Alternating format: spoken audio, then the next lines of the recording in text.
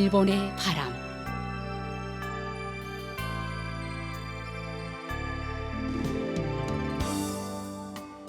청취자 여러분 안녕하십니까?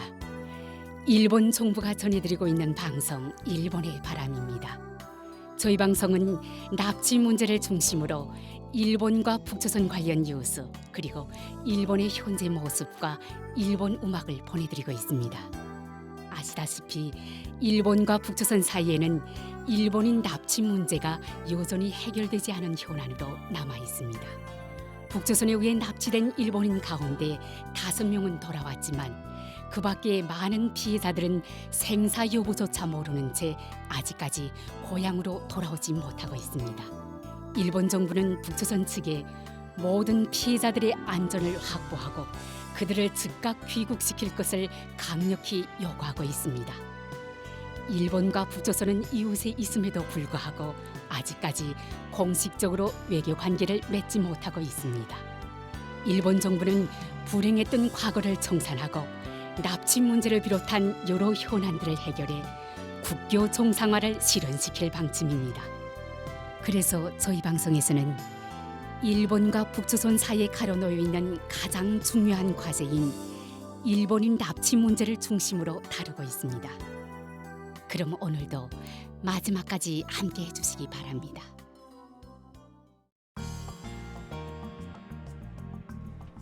먼저 일본의 바람 뉴스입니다. 12월 16일 도쿄 시내에서 일본 정부 주최로 모든 납치 피해자의 하루라도 빠른 귀국 실현을 위하여 라는 주제로 납치 문제에 관한 강연회가 개최되었습니다. 본 강연회는 매년 12월 10일부터 16일까지로 지정된 북조선 인권 침해 문제 계몽 주간 행사의 일환으로 납치 피해자 가족들의 목소리 등을 듣고 일본 국민의 납치 문제에 대한 이해를 높여 하루빨리 납치 피해자의 귀국 실현으로 이어지도록 하는 것을 목적으로 개최한 것입니다. 먼저 제1부에서는 중학생과 고등학생의 납치 문제에 관한 장문 대회 표창식이 열려 최우수상 수상자의 장문 낭독, 니가타시 납치 현장 시찰 소감 발표가 있었습니다. 그 뒤 제2부에서는 올 8월에 전국 각지의 중학생이 참가한 가운데 개최되었던 납치 문제에 관한 중학생 대표 모임의 활동 보고를 실시하고 이 중학생 대표 모임에서 중학생들이 발표한 아이디어를 바탕으로 제작한 홍보 동영상을 상영했습니다. 제3부에서는 먼저 14일에 취임한 하야시 납치 문제 담당상 겸 내각 관방 장관의 인사가 있었으며 이어서 납치 피해자 가족의 납치 문제 해결을 위한 호소가 있었습니다. 또한 조선 반도를 둘러싼 정세 변화에 대한 안보 문제 전문가의 강연이 있었습니다. 오늘은 본 토론회의에서 했던 하야시 납치 문제 담당상 겸 내각 관방 장관의 인사말을 소개해드리겠습니다. 오늘은 북조선 인권 침해 문제 계몽 주간 정부 주최 납치 문제 강연회 이곳에 많은 분들께서 와주시고 그리고 온라인으로도 시청해 주셔서 진심으로 감사드립니다. 오늘의 강연회에서는 제1부, 제2부에서 젊은 세대의 계몽 대책의 성과를 소개했습니다만 저 자신도 매우 큰 감명을 받았습니다. 이 제3부에서는 납치 문제의 실태와 그리고 납치 피해자 가족의 심정을 알리기 위해 납치 피해자 가족께서 말씀해 주시는 것 외에도 국제정치안전보장 전문가이신 저와도 오랫동안 알고 지낸 케이오 기즈쿠 대학 진복켄 교수님께서 조선 반도를 둘러싼 정세 변화에 대해 강연을 해주시겠습니다. 2002년 5명의 납치 피해자가 귀국한 이후 단 한 명의 납치 피해자의 귀국도 이루어지지 않고 있는 것은 뼈아픈 일이며 정부 차원에서 무겁게 받아들이고 있습니다. 오늘 본 강연에 앞서 가족분들과 의견을 교환하였습니다만 가족분들과 여러 차례 만나는 가운데 육친과의 상봉을 고대하는 뼈아픈 마음을 직접 들으면서 한시의 유예도 없다는 절박감을 다시 한번 느끼고 있습니다. 납치 문제는 기시다 내각의 가장 중요한 과제로 시간적 제약이 있는 한시도 소홀히 할 수 없는 인도주의 문제입니다. 그 해결에는 일본 국민이 한마음이 되어 그리고 모든 납치 피해자의 하루라도 빠른 귀국의 실현을 위한 강한 의지를 보이는 것이 중요하다고 생각합니다. 납치 문제는 결코 지나가 버린 사건이 아니며 아직도 납치 피해자가 자유를 빼앗겨 귀국할 수 없는 상태가 계속되고 있는 현재 진행 중인 문제입니다. 이것을 국민 여러분께서 부디 인식해 주셨으면 합니다. 이 점에서 그동안 납치 문제를 접할 기회가 적었던 젊은 세대에 대한 계몽이 특히 중요한 과제라고 생각합니다. 조금 전 제1부의 장문대회에서 입상하신 중고등학생 여러분의 강력한 발표에 대단히 감명받았습니다. 그리고 이 강연에 앞서 장래 교단에 서는 것을 목표로 납치 문제에 모의 수업을 해오신 오카야마 대학의 학생 여러분과 대화를 실시해 유익한 의견을 받은 바 있습니다. 납치 피해자 5분이 귀국한 것이 자신이 태어나기 전이었다는 이야기를 듣고 젊은 세대가 이 문제에 접하는 것이 얼마나 중요한지를 다시 한번 느꼈습니다. 오늘 참석해 주신 우리 젊은이들께도 감사의 말씀을 드립니다. 그리고 제2부에서는 8월에 개최했던 납치 문제에 관한 중학생 대표 모임의 성과물로 작성했던 홍보 동영상은 정말 잘 만들었습니다. 소개해드렸던 이 중학생 대표 모임은 전국에서 모인 중학생 여러분이 납치 문제에 대해 배우면서 납치 문제를 같은 세대와 가족, 지역 사람들에게 자신의 일로서 생각하게 하기 위해서는 어떻게 하면 좋을지 토의하고 발표하는 것을 목적으로 하고 금년도 새로운 시책으로 실시했습니다. 이러한 동영상도 홍보에 활용하면서 중학생, 고등학생, 그리고 대학생 등을 대상으로 한 수업을 실시하면서 젊은 세대의 계몽에 힘을 실으려고 합니다. 납치 문제 해결을 위해서는 국제적인 지지와 협력을 얻는 것도 매우 중요합니다. 기시다 총리는 G7 순회회의와 일미한 순회회의를 포함해 각국 순회들과의 회담 시 납치 문제의 즉각적인 해결을 위한 지지를 촉구해 왔습니다. 저 자신도 올 9월까지 약 2년간 외무상으로서 각국과의 외상회담 등의 자리에서 납치 문제의 즉각적인 해결을 위한 기회와 협력을 직접 요청해 왔습니다. 일조 간에 존재하는 불신감을 깨고 쌍방에게 밝은 미래를 그리기 위해서는 일본이 주체적으로 움직이고 순회 간의 관계를 구축하는 것이 지극히 중요합니다. 총리 직속의 고위급 협의를 실시하여 조속한 순회회담 실현을 위한 환경이 만들어질 수 있도록 총리의 지시 아래 정부가 하나가 되어 임해가겠습니다. 국민 여러분의 목소리 하나하나가 더욱 확산되고 더욱 커지는 것이 이 납치 문제 해결을 위한 강력한 뒷받침이 됩니다.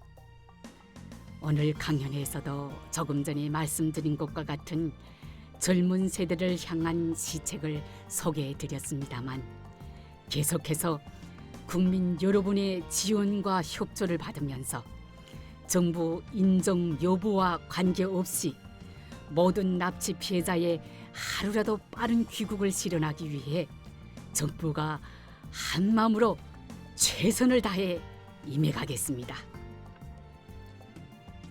이상 일본의 바람 뉴스였습니다.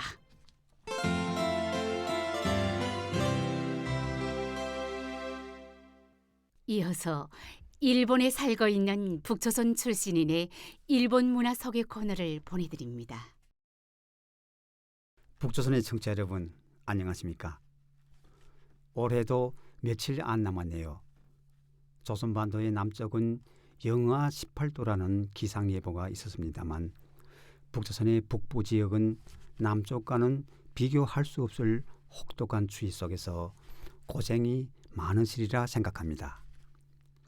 제가 살고 있는 도쿄에는 아침 기온이 6도 정도로 북조선과 비교하면 온화한 날씨입니다만 추위를 느끼고 있습니다.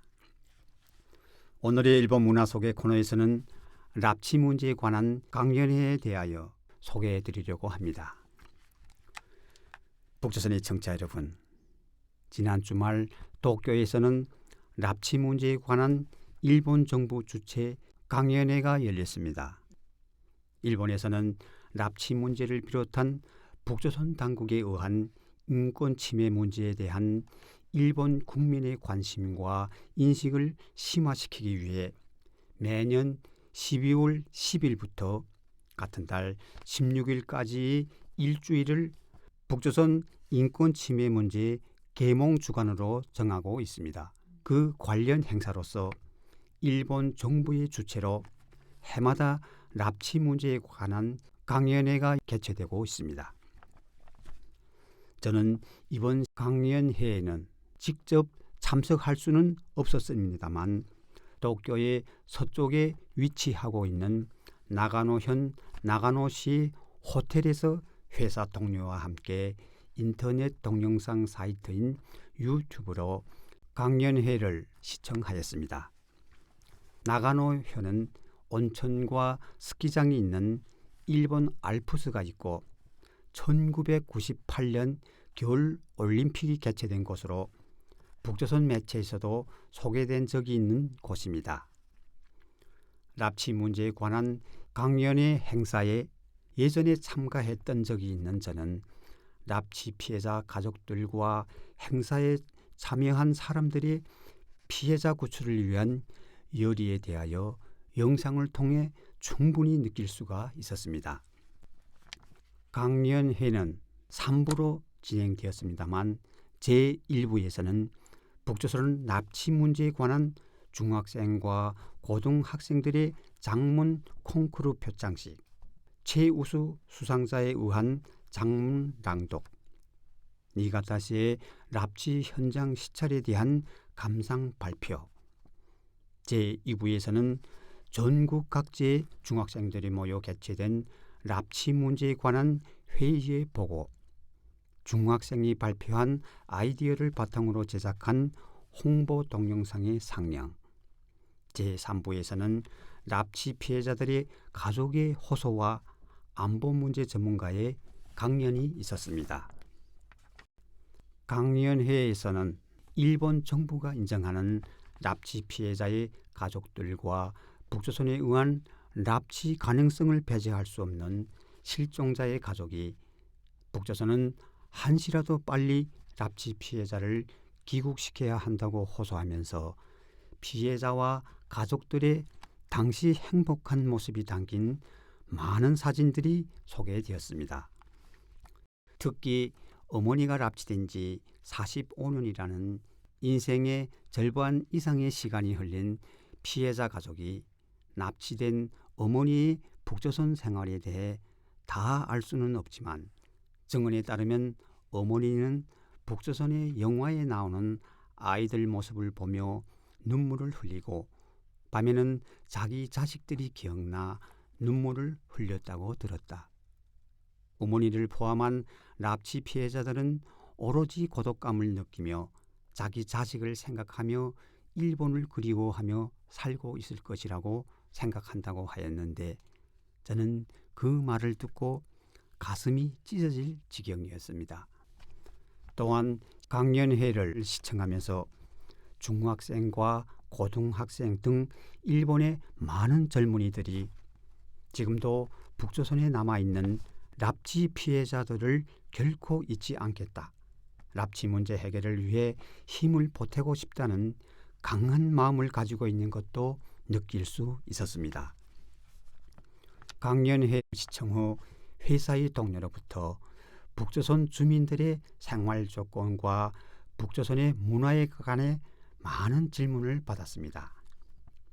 또한 그 동료가 일본인 납치 문제가 해결되고 지리적으로 가까운 북조선과의 왕래와 교류가 이루어지고 북조선 사람들도 평화롭고 여유로운 생활을 누릴 수 있게 되기를 바란다는 말하는 것을 듣고 저는 상대를 배려하는 일본인의 따뜻한 마음을 느낄 수가 있었습니다. 북조선의 청취자 여러분, 여러분들 중에는 일본 정부가 납치 피해자를 구출하는 것이 일본 정부의 최우선 과제라고 강조하는 것에 대해 아마도 이해가 가지 않는 분들도 계시리라 생각합니다. 왜냐하면 북조선에서는 어민들이 오로지 살기 위해 열악한 배를 타고 어부짓을 할 수밖에 없습니다만 그러한 사람들이 집에 돌아오지 못하더라도 물론 북조선 유해에서는 방송이 안 되고 국가가 이러한 사람들을 구출하려고 나서지도 않기 때문입니다. 제가 일본에서 생활하면서 처음에는 풍요로운 물질 생활과 훌륭한 교통 인프라에 대해 감탄하였습니다만 시간이 지나 사람 목숨을 귀중히 여기는 일본의 사회 제도를 알게 되고 나서는 오히려 이러한 사회 제도에 대해 큰 감동을 받았습니다. 예를 들어 북조선의 경우에는 당과 지도자가 결정한 경제계획과 건설 공사 기일은 어떤 희생이 있더라도 무조건 지켜야 한다는 것이 원칙으로 되어 있습니다. 하지만 일본에서는 공사 기일을 앞당겨 끝내자가 아니라 우선 첫째도 둘째도 노동자의 안전을 강조하고 하루 일을 무사히 마치고 건강한 몸으로 가족과 만나는 것이 무엇보다 중요하다고 강조합니다. 저는 처음에 이 말을 들었을 때 정말로 감동을 받았습니다. 아마도 북조선 청취자 여러분들도 저희 말을 듣고 놀라움과 함께 감동을 느끼실 것이라 생각합니다. 북조선의 청취자 여러분, 일본은 총리 대신을 본부장으로 납치 문제 담당 대신 내각 관방장관 및 외무대신을 부본부장으로 하고 그 외의 모든 관료를 구성원으로 하는 납치 문제 대책 본부를 설치하고 있고 납치 문제의 해결을 정부의 최우선 과제라고 밝히고 있습니다. 피해자 가족과 일본 국민들과 일본 정부는 북조선 당국에 의해 납치된 모든 일본인들을 북조선이 가족들이 기다리는 고향으로 돌려보낼 것을 강력히 요구하고 있습니다. 일본인 납치 피해자의 귀국을 요구하는 것을 북조선이 반공화국 책동의 일환이라고 주장하고 있습니다만 북조선 청취자 여러분, 이것이 인권을 소중히 여기는 일본 사회의 당연한 요구인 것을 이해해 주시길 바랍니다. 오늘의 일본 문화 속의 코너에서는 지난 주말 개최된 납치 문제에 관한 일본 정부 주최 강연회에 대하여 소개해 드렸습니다. 일본 문화 속의 코너를 청취하고 계시는 북조선의 여러분, 대단히 감사합니다. 안녕히 계십시오. 이상 일본 문화 소개 코너였습니다.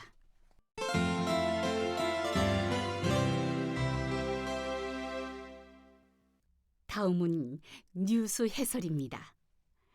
납치 문제와 북조선에 관한 뉴스를 일본의 북조선 연구의 1인자로 알려진 도쿄 국제대학 이즈미 하지메 교수의 해설로 들어보시겠습니다.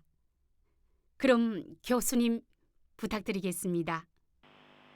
2023년에 북조선의 핵 미사일 개발에 좀 전삼이라는 것으로 좀 돌아본다면 몇 가지 주목으로 좀 해야 되는 것이 있다고 말할 수 있습니다. 먼저 미사일 능력의 좀 개성 향상하는 것은 좀 우리가 확인을 좀 할 수밖에 없었다고 말할 수 있는데, 미사일 발사하는 숫자만 본다면 작년보다 감소를 좀 했었습니다. 그렇지만은 주로 발사된 그런 미사일을 보면은 단거리 탄도미사일인데, 이런 단거리 탄도미사일은 시험 단계로서 훈련 단계로 좀 어떤 레벨이라고 할까, 단계가 좀 올라갔다고, 그런 것도 좀 인정할 수 있기 때문에 역시 능력이 향상되었다고 말할 수 있는 것 같습니다. 장거리에 좀 ICBM 대륙간 탄도미사일에 관해서는 북조선이 올해는 3번 발사를 좀 했었습니다. 전부 다 이른바 로프티드 고각도에서 좀 하는 발사를 좀 했었습니다만, 그래도 사정거리라고 할까, 그런 것을 좀 15,000km까지 좀 그게 많아졌다고 말할 수 있고, 그리고 연료를 좀 보아도 그것은 고대 연료로 좀 바꿨다, 그런 가능성이 있었기 때문에 역시 그런 점에 관해서는 좀 능력이 좋아졌다고 말할 수 있습니다. 그렇지만은 너무 중요한 것은 이런 능력의 개성이라는 것은 좀 진행되고 있다 하더라도 아직은 북조선의 ICBM이라는 것은 완성되지 않았다고 말할 수 있습니다. 역시 안전된 재돌입 기술이라고 할까, 이런 것은 아직은 북조선이 가지게 되지 않았다고 볼 수 있기 때문에, 역시 이런 것을 가지게 될 때는 일본 좀 넘어가서 태평양까지 좀 태평양에 좀 작동할 수 있는 이런 형식으로 발사 시험을 좀 해야 되는데, 그런 거 하면 좀 재돌입하는 그런 기술이 가지게 될 그런 가능성이 많아지겠습니다만은, 아직은 북조선에 그런 거 할 그런 생각이 없는 것 같습니다. 작년 12월 20일 날에 발표된 담화에서 김여정 조선노동당 중앙위원회 부부장이 태평양에 향한 그런 ICBM 발사 시험에 관해서 그런 것은 꼭 해보면 될 일이고, 꼭 보면 아름에 될 일 아니겠는가, 그런 식으로 좀 말을 했고, 너무 예매한 표현이지만 그래도 태평양에 대해 발사하는 식으로 시험을 할 가능성에 대해서 언급을 좀 했었습니다만, 그래도 여러 년 되었습니다. 작년 12월 20일 날에 발언이기 때문에 사실상 북조선이 그런 거 하지 않았다고 할 수 있는 건데, 역시 이런 것을 좀 하면서 재돌입 기술이라는 것은 완성되면은 미국의 너무 강한 군사적 반발이 좀 나올 가능성 너무 많기 때문에 이런 것으로 북조선이 좀 너무나 좀 좀 복선을 좀 개념을 좀 하고 있다고 볼 수 있는 것 같습니다. 그러니까 ICBM은 좀 의도적으로 완성되지 않도록 하는 것이 지금은 북조선의 기본 정책이라고 볼 수 있는 것 같습니다. 그리고 사실상 ICBM으로 좀 완전된 그런 대미 억제력이라고 핵 억제력이라는 것은 가지게 될 때는 적어도 50개의 좀 ICBM은 좀 필요하게 될 것 같습니다. 그것은 보통 그런 거 필요하다고 말하고 있기 때문에. 그러나 그런 거 생각하면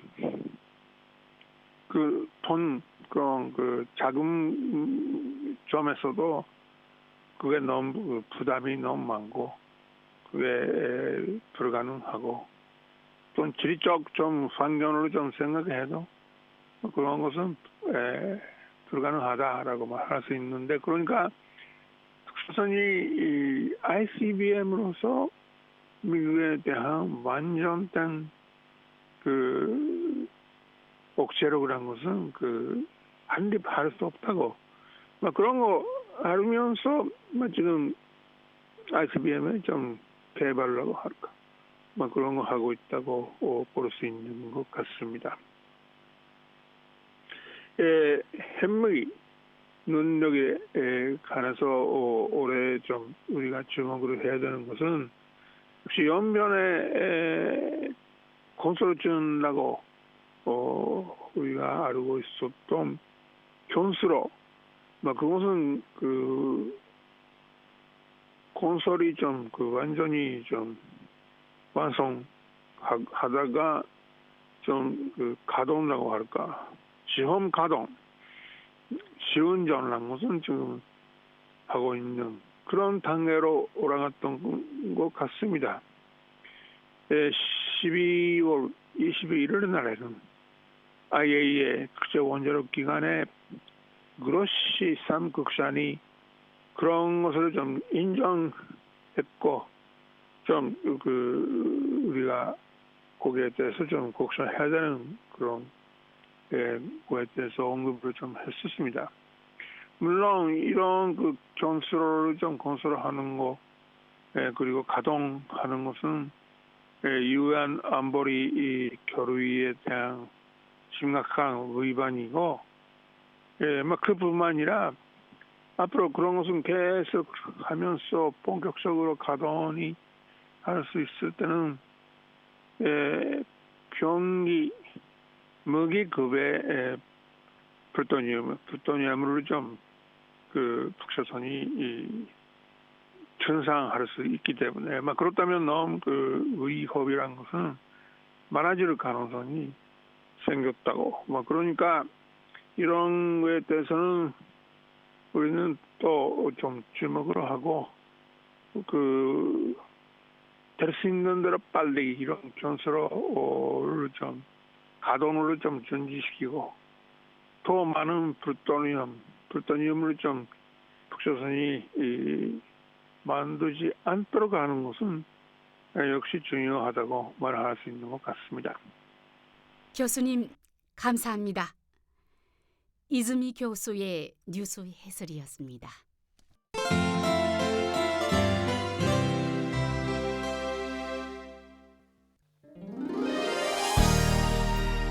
북조선에 계신 납치 피해자 여러분, 이번 주 일본의 바람 어떠셨습니까? 이제 헤어질 시간이네요. 그럼 다음 시간에 뵙겠습니다. 안녕히 계십시오.